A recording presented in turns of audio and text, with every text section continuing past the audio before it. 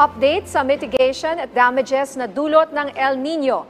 Ating alamin kasama si Presidential Communications Office Assistant Secretary Joey Villarama, ang tagapagsalita ng Task Force El Nino. ASEC Joey, magandang tanghali. Magandang tanghali Nina, magandang tanghali ADG. Magandang tanghali, ASEC. Sa ngayon, ano na ang update natin tungkol sa damages na dulot ng El Nino? At gaano na po kalaki ang halaga ng pinsalang na idulot nito sa sektor ng agrikultura? So Nina, dahil inabutan tayo ng Holy Week, no, the information I have is as of March 25, nasa 1.75 billion pa rin ang pinsala sa agrikultura. But I understand meron pa pong pumapasok na datos, although hindi pa natin pwedeng i-factor in itong dun sa 1.75 billion kasi hindi pa siya officially na-verify at nasa-certify ng Office of Civil Defense. That translates to 32,231 hectares of farmlands that have been affected, pero 79% of that has a chance to be salvaged or recovered pa po. So yung nananatiling 21% po na hindi na po maisasalba yung pananim na nasira, pwede naman pong ipakain sa mga alagang hayop. Pero as it stands, yun pa lang po yung figure natin. Alam mo, ASEC, nung Semana Santa, napakabigat nung naramdaman nating init, no? Grabe.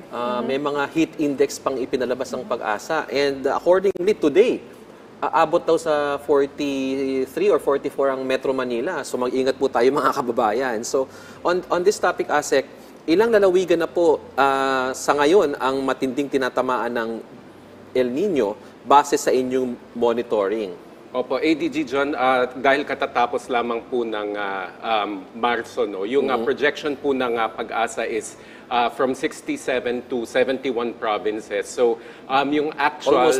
Almost all of the 80 provinces. Actually, pag tuntong po ng pagtatapos ng Abril, baka yung 80 pong yun apektado na in varying degrees. Yun yung dry conditions, dry spells, at saka drought. So, ang projection ng Pag-asa is yung 80 po na lalawigan by the end of April is more or less may epekto, although iba-iba ang impact nito.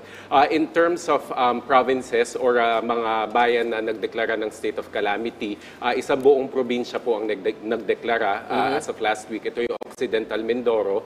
Tapos meron pa pong 5 bayan na nagdeklara. Nandun yung Mansalay, Oriental Mindoro, Bulalakaw, Oriental Mindoro, Zamboanga City, nandyan din yung San Andres sa Romblon, pati yung Mayoyaw sa Ifugao. So kung ang Occidental Mindoro ay may 11 bayan, so 16 po in all, yung nagdeklarang bayan ng may state of calamity. Pero binabantayan po pa rin ng masusi ang regions 1, 2, 3, 4A, 4B, 6, 9 at 12. Pero ASEC, sa datos ninyo, ano yung sabihin natin top 5 provinces na pinaka-apektado ng El Nino sa bansa? Kung based on the data we gathered, no, yung sa Occidental Mindoro, no? Opo, pa rin po. Kasi yung buong lalawigan ang nagdeklara ng state of calamity. How about the rest?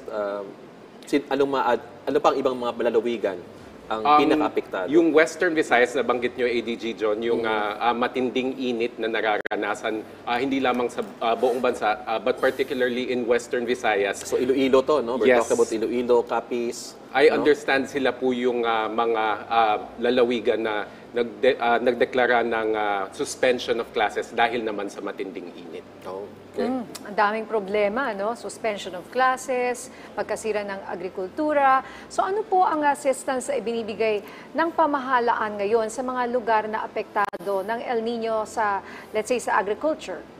Case-to-case basis yan, Nina. So 3 weeks ago, nagpunta kami sa Oriental at Occidental Mindoro at depende sa idinadaing ng mga magsasaka o sa pangangailangan nila, yun po ang binibigay. Meron pong ibang lugar na wala nang mapagkukunan ng tubig, so ang hinihingi nila is alternative ways of getting water, whether the setting up of shallow tube wells or diversion po mula doon sa communal irrigation systems para maabot yung kanilang mga pananim. Kung hindi naman matataniman ng palay, I keep mentioning this, nagbibigay po ng high-value seeds for high-value crops ang Department of Agriculture. At kung hindi naman po talaga, kung wala na po talaga, kung hindi na po matamnan at hindi na pwedeng magsaka yung magsasaka, number one, indemnification claim sa insurance at financial assistance na po ang binibigay para po meron silang pantusto sa kanilang pang-araw-araw na pangangailangan. Okay, pag-usapan natin maya yung indemnification claim kasi I'm sure yung ating mga kababayan interesado dyan.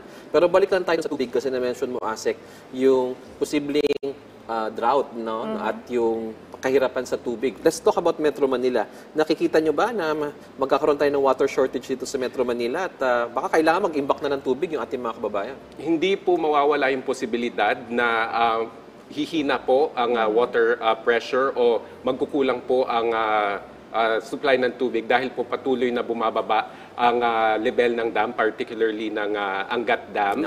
Dahil po officially summer season na, mas mataas po ang konsumo ng mga household. Ginagamit din po ang tubig para sa irigasyon. Pero ang pagtitiyak po ng pamahalaan sa pamamagitan po ng Task Force El Nino, meron pong backup po na pagkukunan ng tubig ang ating mga concessionaire. So, nabanggit na po natin na meron pong standby deep wells na nakakalat sa Metro Manila at sa kalapit na Rizal Province. So, ito po ay 137.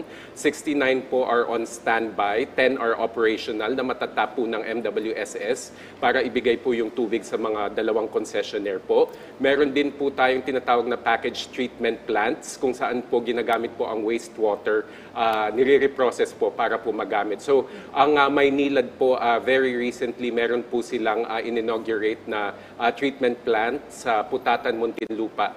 Dito po, ang tubig po na ginagamit dito ay galing sa Laguna de Bay. Okay. So, in terms of contingency measures, meron po tayo kung sakali pong humina ang tubig, ang alokasyon ng tubig at magulang po ang ating water supply. Dagdagan ko na lang niya, no? Kasi itong Kaliwa Dam, malaking issue yan before.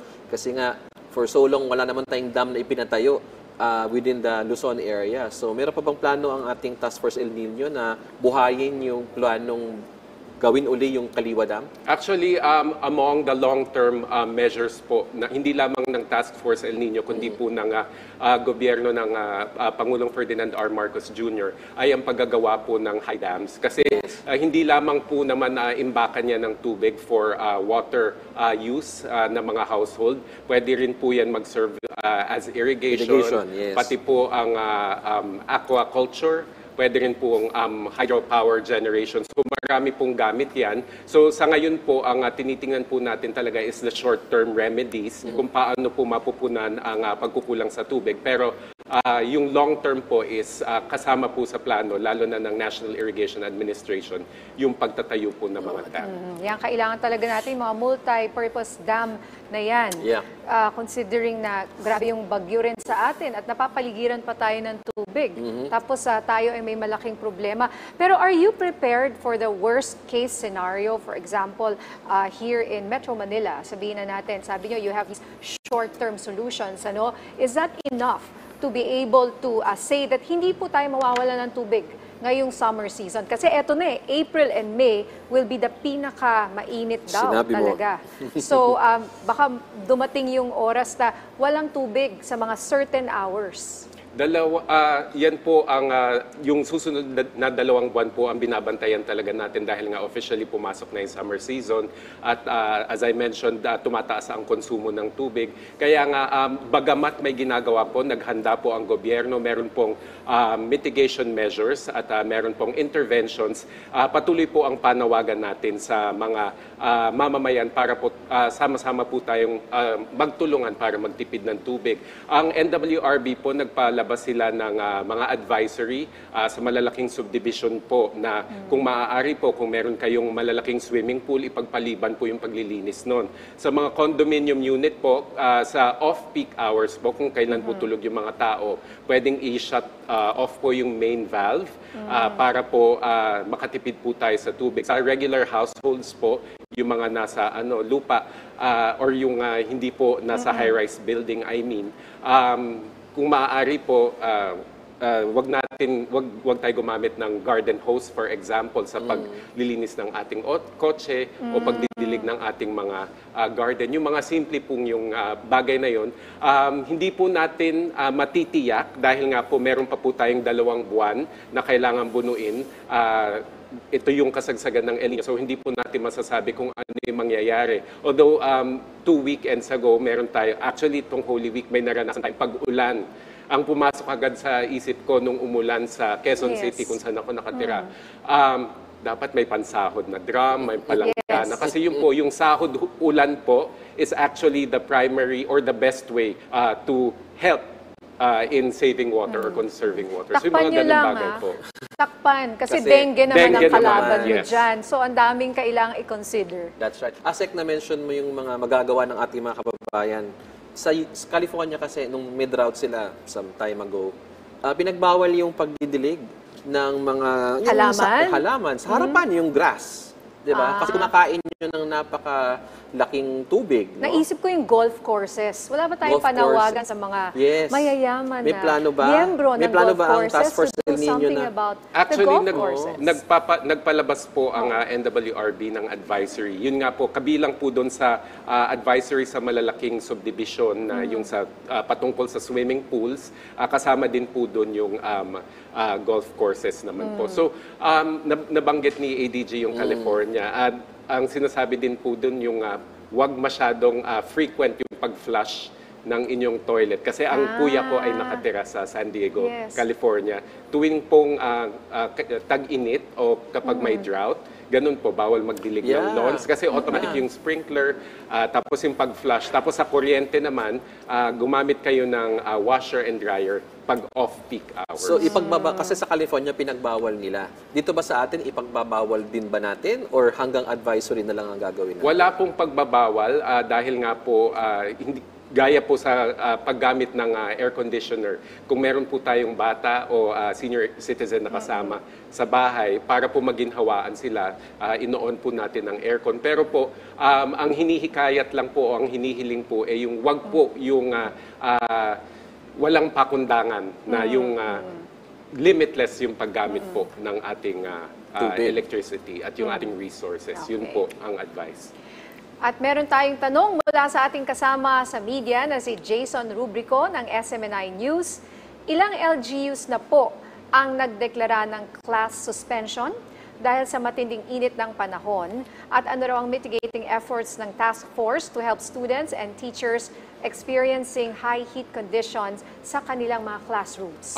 Before we went on air, sa pagkakaalam ko, meron pong 10 bayan, mostly sa Western Visayas, ang nagdeklara ng class suspension, whether today or until tomorrow po.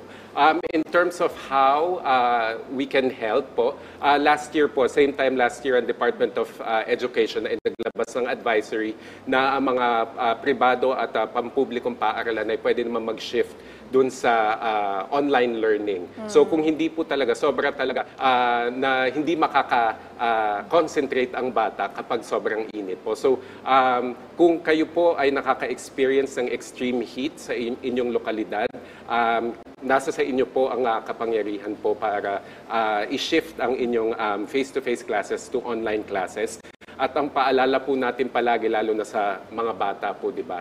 Painumin ng tubig palagi at ilagay sila doon sa mas malilim o mas preskong lugar sa ating bahay para po hindi lamang makapag-aral sila ng mabuti, kundi po hindi po magkaroon ng adverse effects sa kanilang kalusugan. Asek, yan ang sunod na tanong ni Jason Rubrico ng ABS-CBN. Si Joyce Balancio. Balancio naman pala ito ng ABS-CBN News. Ano po ang payo o gabay ng Task Force El Niño sa mga LGU sa pagdedesisyon nila sa suspension ng classes? Ayun po, ADG John, alinsunod po doon sa kautusan ng DepEd noong April 2023, April last year.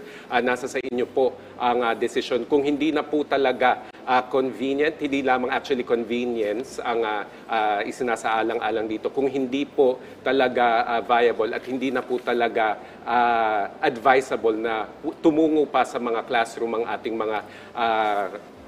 mga kabataan, pati yung ating mga teacher, mag-shift na po tayo sa online classes. Sino Asek ang magdedesisyon yan? Is it the principal or yung mayor? Anong level ng authority ang kailangan para magdeklara ng suspension of classes with relation to the heat? Dito po sa nangyari sa Western Visayas, I believe it's the LGU. Yung mayor po ang nagdeklara because it's citywide or townwide po ang impact. But based on what I remember po, base po sa utos ng DepEd, ang private and public schools po, meron po silang discretion po para po isuspinde ang klase depending on the condition po sa kanilang lokalidad. At bago tayo magpaalam, Asik Joey, merong ipinag-utos si Pangulong Ferdinand R. Marcos Jr. sa pag-activate nitong El Nino Monitoring Platform o yung El Nino Southern Oscillation Platform. Ano ba ang detalye tungkol dito? Actually, itong El Nino Southern Oscillation Platform niya, no, ito yung magiging paglalagakan o repository po ng impormasyon na mahalaga para po makapagdesisyon ng ating mga LGU, ang ating mga opisyal, depende po sa nararanasan nila sa kanilang bayan o lokalidad. So nandito po yung real-time information kung ano po yung na-experience ng bayan, yung gaya ng dry season, dry conditions at saka drought. Dry spell, dry conditions at saka drought. No? So nandito din yung mga aksyon na ginagawa ng principal agencies na nangangalaga ng food security, water security, energy security, public safety, pati na yung health. So kung pupunta po kayo sa https://enop.ndrrmc.gov.ph, makikita nyo po, meron po dong advisory ang Department of Health kung paano po natin masusolusyonan o paano po tayo makaiwas sa mga sakit na dulot ng El Nino. Nandyan din po yung impormasyon tungkol po sa forecast po ng ating pag-asa tungkol po sa kung saang lugar po yung makakaranas ng drought. At nandyan din po yung mga tulong na naibigay po ng ating Department of Agriculture sa mga magsasaka. Pero ang importante pong aspeto nitong online platform is yung citizens report. So meron po sa bandang baba po ng ating website, makikita, ma-access din po to sa cellphone. Meron pong QR code doon na pwede nyong i-scan. Tapos kung ano po yung na-experience nyo sa inyong bayan, sa inyong lokalidad, at gusto nyo pong iulat o ipagbigay alam sa national government, sa task force na ito po, kailangan po namin ng tubig pang irigasyon, kailangan po namin ng mga high-value seeds para po makapagtanim kami kasi hindi na po tumutubo yung palay. Yan po ay matatanggap po ng platform at may karampatang action po na gagawin po ang gobyerno dahil po sa citizens report. So it's a new website. Yes. That's up since when? The President asked or ordered its activation nung sectoral meeting po last Tuesday. So Tuesday last week. So online na po siya. Pwede nyo pong i-access siguro mamaya. Anong spelling nung ENOP? ENOP is ENOP. Okay. enop.ndrrmc.gov.ph. Okay. So yan po. Nandyan din po yung historical data para po malaman po natin kung paano po natin na-address yung problems na nangyari nung naka-experience tayo ng strong and mature El Nino in the past. Asek, baka mahirapan lang yung ating mga kababayan na maalala yung website na yon. So, pwede bang i-google to? Pwede po, ADG John. So, ang keywords lang po ay enop.ndrrmc.gov.ph. Pero pag ginugel natin po ay yung El Nino platform, malamang sa malamang lalabas. Ayun, i-google na lang natin yung El Nino platform. Wag lang po, kayo nakikita po natin. ma-fake news ha. Mamaya ko ano-ano na namang website mapuntahan. Ingat po tayo. Let's make sure you're at the right website. Alright, ang siksik na naman sa balita from Task Force El Nino. Maraming salamat sa inyong oras, Assistant Secretary Joey Villarama, ang tagapagsalita ng Task Force El Nino. Thank you, Nina. Thank you, ADG. Thank you, Asek.